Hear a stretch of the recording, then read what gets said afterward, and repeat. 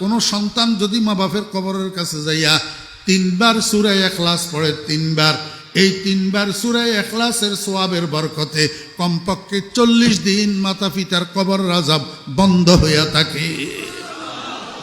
কতদিন? 40 দিন। মারে কোথায় দাফন করছেন? বাপরে কোথায় দাফন করছেন? অদুস্ত নিজের জন্ম দেওয়া সন্তানটা যে আপনার আগে মারা গেল, সন্তান এটারে কোথায় রাখি এসছেন? প্রতি সপ্তাহে প্রতিদিন না পারলে অন্তত শুক্রবারে কবরস্থানে যাবেন। যাইয়া সর্বপ্রথম কবর জিয়ারতের দোয়া পড়বেন না, প্রথমে কিছুক্ষণ কবরের দিকে তাকাই থাকবেন। তাকাই নিজের মনের তশকিল করবেন, ও মন, আজকে তোর আব্বা, তোর মা, তোর ভাই, তোর বন্ধু, তোর ছেলে, তোর বিবি আজকে এই 3.5 হাত মাটির নিচে শুয়া রয়েছে।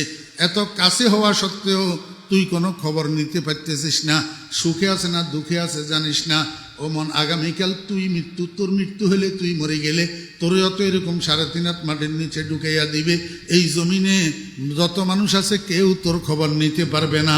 আল্লাহর কাছে কি নিয়ে যাবি? মুখ কেমনে দেখাবি? মুখ খোদা কো হ্যায় দেখা না একদিন, মুখ খোদা কো হ্যায় দেখা না একদিন, कब्र में होगा ठिकाना एक दिन, रूह रग रग से निकाली जाएगी, तू रूह रग रग से निकाली जाएगी, तुझ पे एक दिन खाक डाली जाएगी।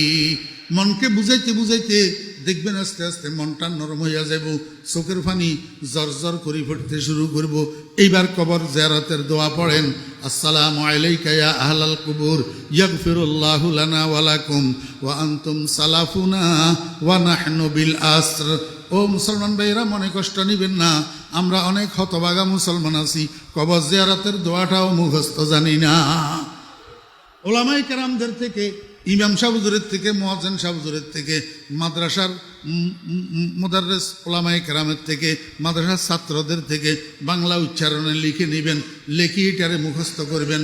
আসসালামু আলাইকুম ইয়া আহলাল কুবুর ইয়াগফিরুল্লাহু লানা ওয়া লাকুম ওয়া আনতুম সালাফুনা ওয়া নাহনু বিল আসর।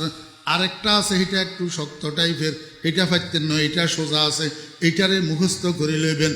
তারপরে এবার আউযুবিল্লাহ বিসমিল্লাহ পড়ি, কমপক্ষে 1 বার আলহামদু শরীফ পাঠ করবেন, কমপক্ষে 3 বার কুল হুয়াল্লাহ শরীফ পাঠ করবেন, কমপক্ষে 7 বার 11 বার দরুদ শরীফ পড়বেন।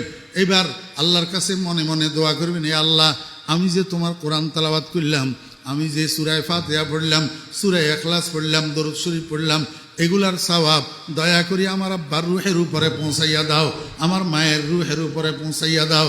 ও বেরা, দোস্ত বাবেরা, কোনো সন্তান যদি মা বাপের কবরের কাছে যাইয়া 3 বার সূরা ইখলাস পড়ে, 3 বার, এই 3 বার সূরা ইখলাসের সওয়াবের বরকতে কমপক্ষে 40 দিন মাতা পিতার কবর আযাব বন্ধ হইয়া থাকে।